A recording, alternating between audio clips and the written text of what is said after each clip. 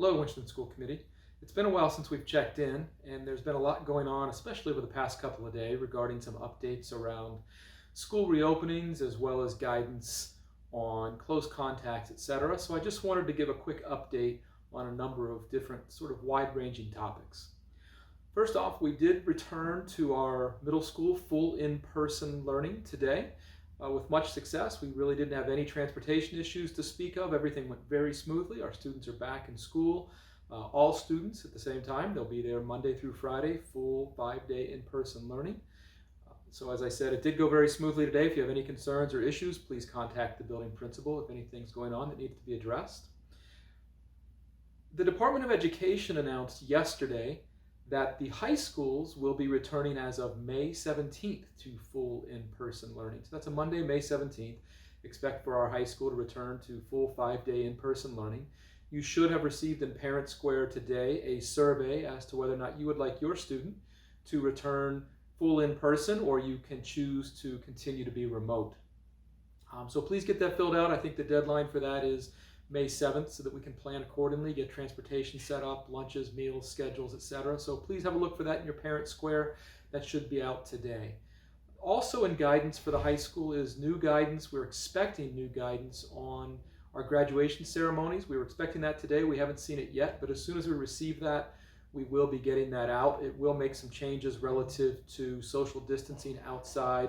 We'll be able to get a little bit closer. I believe the students will be able to be seated 3 feet from one another as opposed to the 6. So it should close things in, make it a little more comfortable at graduation. So please be looking for an updated graduation guidance as well for this year's seniors.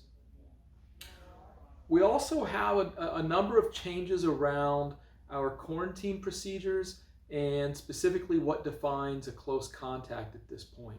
So you'll have noticed that yesterday you'll have seen close contacts have now changed to 3 feet.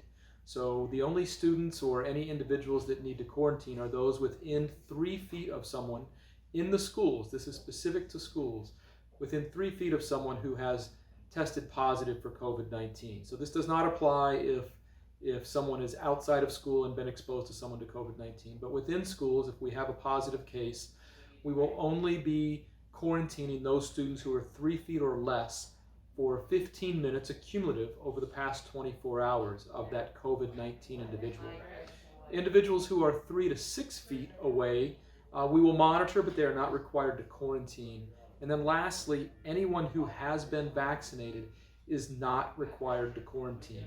We will just monitor. So any of those folks 3 to 6 feet or vaccinated, and assuming they are asymptomatic, they will not be required to quarantine. Anybody 3 feet or less from someone who has tested positive for COVID-19 in our schools or on the bus will be required to quarantine. So that's a really big change. I just want to make sure that everyone is aware of that change. It's very important. The last piece, and I think, or second to last piece here, is around our travel advisory. So some folks didn't realize that had changed. I did post that before the spring break. The travel guidance is now an advisory, not a mandate or requirement for quarantining or for a COVID-19 test. It is now just advised that if you travel out of the state, that you quarantine or go and get tested for COVID-19. We do leave that to the parent's discretion. We trust your best judgment about what works for your family. You know, as an example, if you were somewhere in an enclosed area and lots of exposure, that might be very different from you've traveled somewhere and visited the grandparents and there was no concerns, everyone was asymptomatic. So we do trust your best judgment for that as we do the same with our own staff and faculty. Lastly, just a quick MCAS update. So I think that we've spoken about this a little bit recently, and we also have had it on school committee, where our students in grades 3 through 8 and grades 10 will be taking the MCAS this year.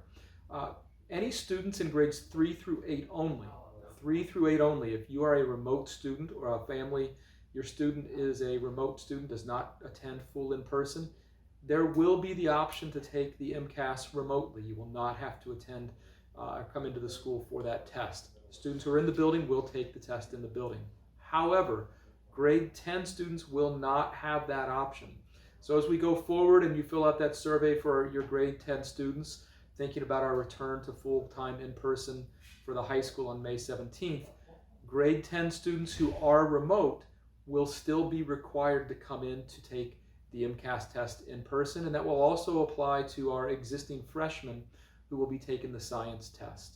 Those students, all high school students, will be required to take the test in person, and there will not be a remote option.